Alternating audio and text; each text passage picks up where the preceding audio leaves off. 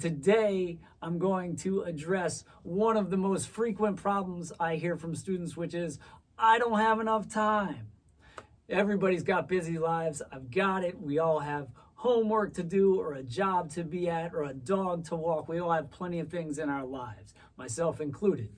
So one of the things I've done to enhance my own playing is to find little pieces of time where I can put in some really focused practice, and those little pieces of time add up over the course of the week. So today, we're going to talk about 3 different places where you can spend some time practicing that you may have overlooked, that you hadn't thought, oh yeah, this is a good practice time. So without any further ado, we're going to head on to practice time number 1.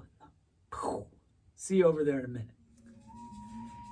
Here we go with secret practice time number 1. Now, we all need to rest and relax sometimes, kick back and just chill, and we often like to do it watching a little bit of TV. I like to watch some music videos myself.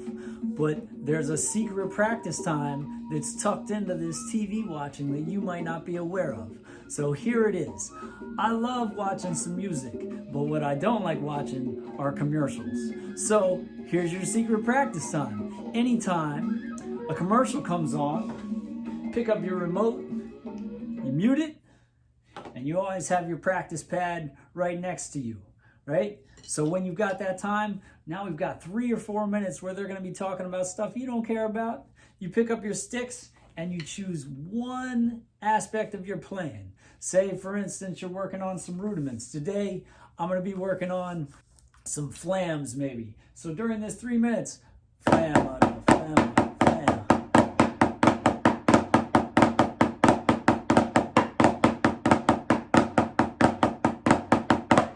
Now remember, what we are building with these foundations is all the little building blocks. So if you take one aspect of your playing and you play it for 3 to 4 minutes during each commercial break for a half hour, you've gotten in about 10 minutes of repetitions. How many times do you think you can play your flam triplet in 10 minutes? It's a lot. And it'll build on itself, because once you do it for your first TV show and you've gotten those 10 minutes, if it's an hour, you got another 10 minutes. That's 20 minutes of built-in practice time that you didn't even think about, but that's right there at your fingertips. So, that in mind, go ahead, watch your show, take some time off, but use that time in between wisely, and it'll benefit your playing. Here we are in secret practice space number 2. Shh. Now, a lot of times we say, well, I wasn't around my drums so much, I couldn't practice, I couldn't get in my time. And that is not true. Stop deceiving yourself. Because right here in secret practice space number 2, you can get a lot of rhythmic practice in. And it's got the added bonus of a little bit of cover noise. For those of you who get nervous about the sound of your own voice, I'm always asking students, say it out loud, count it out loud. And some people, they'll talk and talk and talk and talk, but if you ask them to count it out loud, they get all quiet and shy. Well, here in secret practice space number 2, we're going to use one of our most valuable instruments, which is our voice. So here's what you do. You're taking a shower, you get yourself a little cover noise.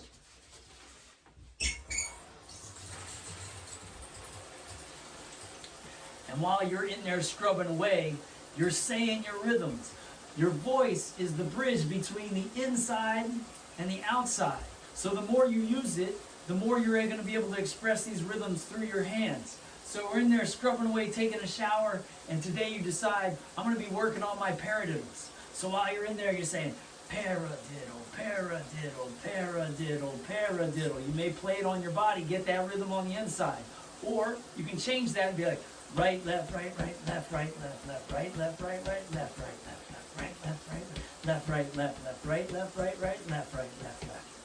Nobody in your family's got to know you got the shower going. Maybe you put on some music to listen to and you say your rhythms along with some of your favorite music.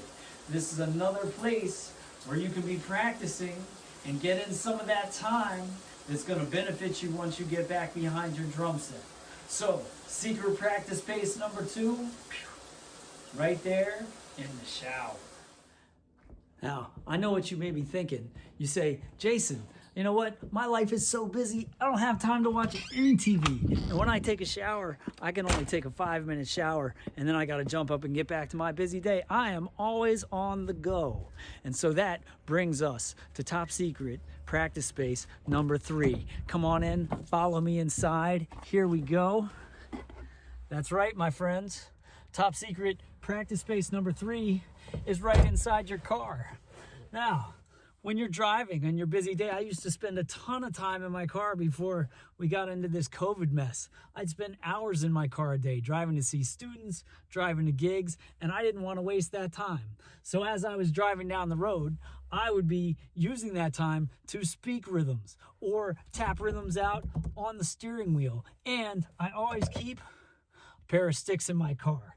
Now, I know what you're saying. That's kind of dangerous having your sticks in your car and playing as you're driving, and I agree. But what you can do, and what I found to be a really effective practice, was I would have one stick available.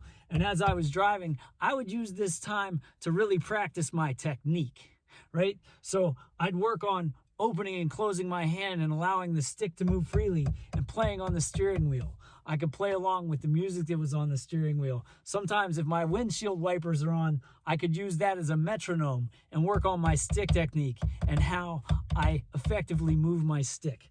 It's one of those things that can be kind of tedious to work on. And so you don't want to try and spend an hour on it. You'll burn out maybe. I did. I know that. So I just take a few minutes of time and practice on this. And as I got into the practice, if I'm on a long drive, I could get a lot of work done.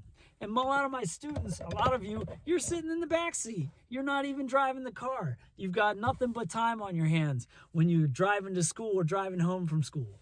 Take a minute and think about how much time it takes you to get to school each day. If you've got 10 minutes in your car, that's 10 minutes of working on one aspect of your playing. Again, if you distill these small amounts of practice into, I'm just going to do this one thing, then you're getting those repetitions that are going to come out once you get back to your drum set. And it's going to start to sink in that no matter where you are, you have an opportunity to be engaged in rhythm. And whether that's through your voice or through your hands or through your hands and your feet or at your instrument, each time you engage in rhythm and do it with a purpose and with a focus, you're getting better. We want to keep our practices interesting so they keep engaging us and so that they keep feeding us. And the more we look for them, the more we're going to see these opportunities to engage in rhythm and expand ourselves just out in the world every day as we move through our day. So that instead of, I don't have any practice time, every moment of the day can become practice time and further you as a musician.